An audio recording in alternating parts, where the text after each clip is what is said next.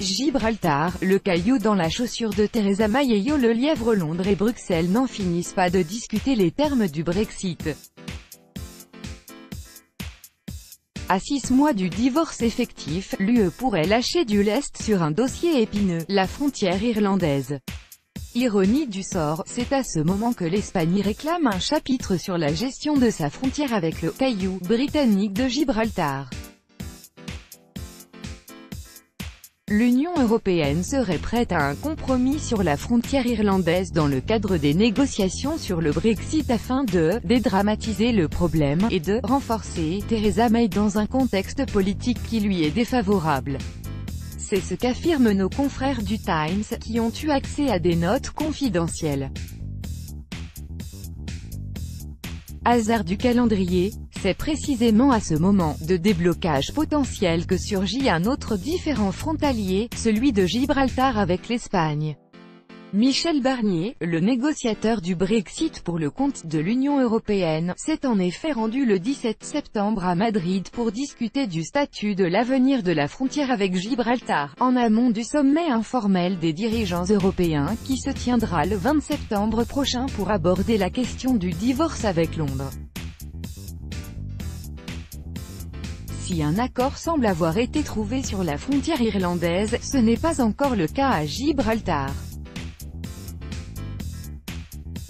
L'Espagne considère que le Brexit est une occasion idéale de forcer la main au Royaume-Uni pour obtenir des concessions sur la gestion de la frontière en échange du non-usage de son droit de veto sur l'accord de sortie de l'Union européenne.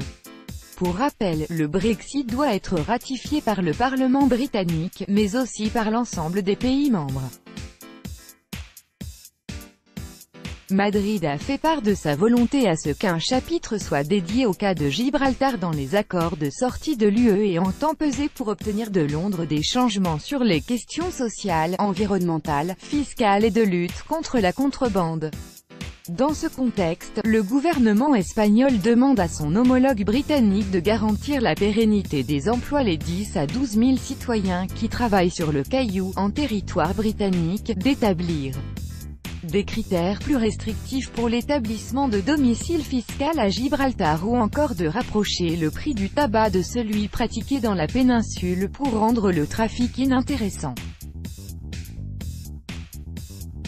Et si l'Espagne réclame autant de mesures que le Royaume-Uni a toujours refusé d'appliquer, c'est parce qu'elle se sait en position de force grâce à son droit de veto dans les négociations.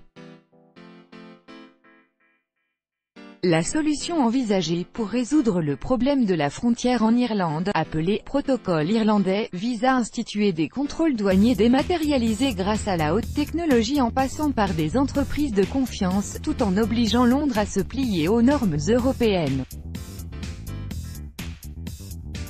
Une concession de l'UE qui galvanise Madrid puisqu'il peut exiger un geste en retour.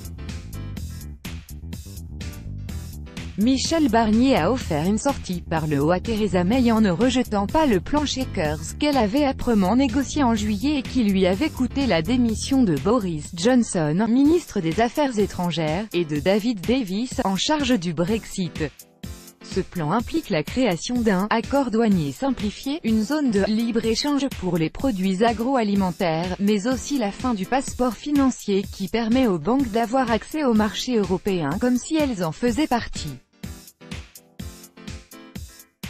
Sauf que ce plan Chequers est extrêmement controversé au sein même des Tories.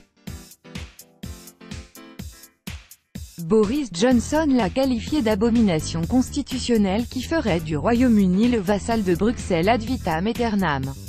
En attendant, pour Irlande, rien n'est acté, mais pour Theresa May, Gibraltar est déjà un caillou de plus dans sa chaussure.